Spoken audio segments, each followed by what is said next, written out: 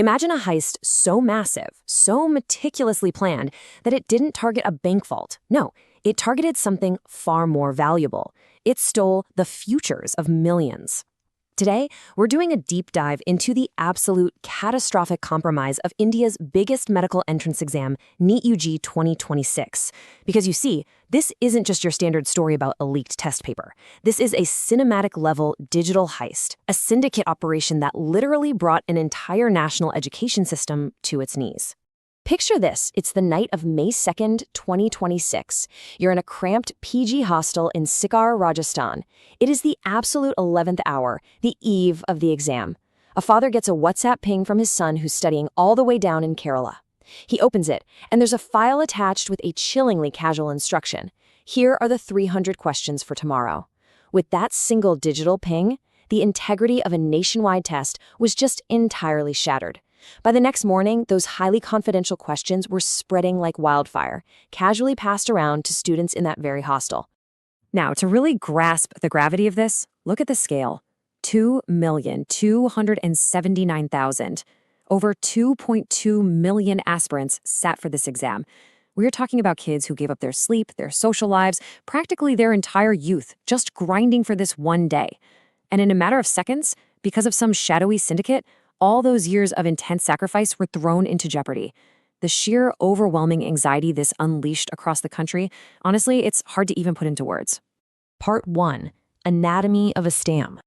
So how did they actually pull this off? Well, investigators traced the digital breadcrumbs all the way back to late April, starting at a printing press in Nashik, Maharashtra. From there, a medical student allegedly got his hands on a physical copy, bought it for a lakh, digitized it, and flipped it to a contact in Gurugram for 15 lakh rupees. Over in Gurugram, they repackaged the whole thing as a harmless guest paper. By April 26th, just a week before the exam, it was sold for a massive 30 lakh rupees to two brothers in Jaipur. They were the ones who funneled it down to Sikar for mass distribution right before the test. It's like a giant corrupt supply chain. And you have to understand, this wasn't some clumsy amateur hour operation. Their evasion tactics were shockingly high-tech. First, to dodge standard government monitoring, they didn't just snap a blurry pic with a smartphone. They used high-definition portable scanners. Second, they allegedly set up shadow servers on the outskirts of Nashik, specifically to cloak their data transfers from national cybersecurity nets. And the wildest part? The camouflage. They didn't just send out the raw paper. They actually mixed 120 of the stolen questions with outside material to create a 410-question guess paper.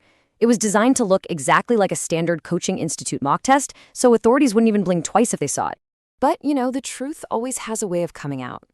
When investigators finally put the Gurugram guess paper side by side with the actual May 3rd exam, they found the smoking gun.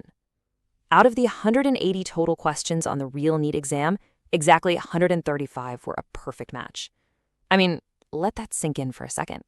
They had 90 out of 90 biology questions and 45 out of 45 chemistry questions in an unbroken sequence, not a single comma out of place. It was undeniable. Hard proof of a meticulously planned breach. Part 2. The inside job. Once the CBI stepped in, the house of cards started to collapse, exposing some incredibly deep-rooted corruption. The arrests are wild.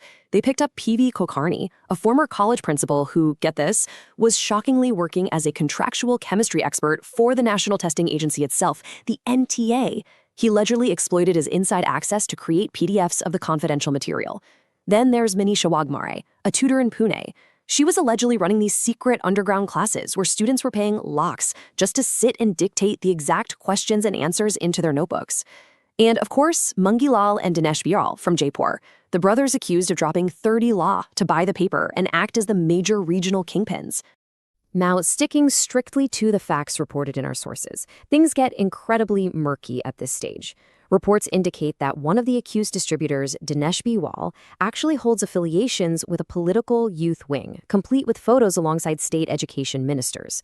And I want to be crystal clear here, we are absolutely not taking sides or pointing political fingers, but this heavily suggests a much larger systemic rot. Because while all this was unfolding, we witnessed a massive blame game. Rajasthan investigators claimed the leak originated in Maharashtra.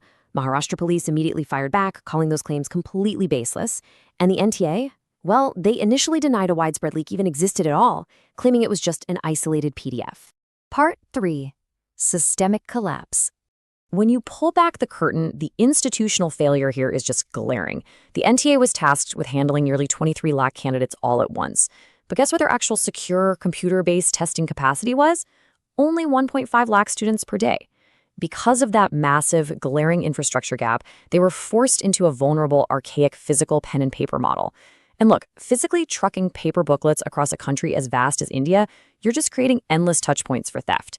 Add the fact that the NTA was operating with an interim chief for over a year leading up to this, and you literally have the perfect recipe for an administrative disaster. As you'd expect, the backlash has been absolute fire. Major doctors' bodies like FIMA and the United Doctors Front took this straight to the Supreme Court. And they aren't just asking for a simple redo. They want to tear the whole thing down. They're demanding the complete dissolution of the NTA in its current form. They want a court-monitored retest to guarantee real fairness, the creation of an entirely new, independent National Examination Integrity Commission accountable directly to Parliament, and mandatory digital locking of all future question papers. They are pushing hard to dismantle this obsolete framework so a leak like this never, ever happens again. Part 4. The human cost. Behind all the data, the syndicates, and the Supreme Court petitions, there is a very real, very heavy human cost.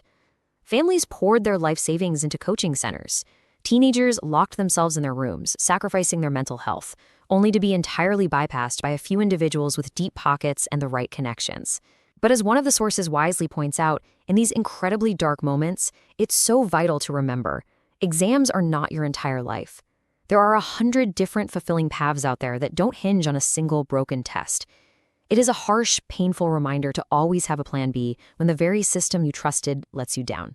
Ultimately, the exam was canceled and a retest was ordered. The NTA promised that candidates wouldn't be charged extra fees to sit for it again. But that leaves us with a really haunting question. When the dust finally settles and this system is eventually rebuilt, who pays the emotional toll? Who compensates those 2.2 million students for their stolen years, their sleepless nights, and their completely shattered trust? Think about that for a while. Thanks for joining me on this explainer, and I'll catch you in the next one.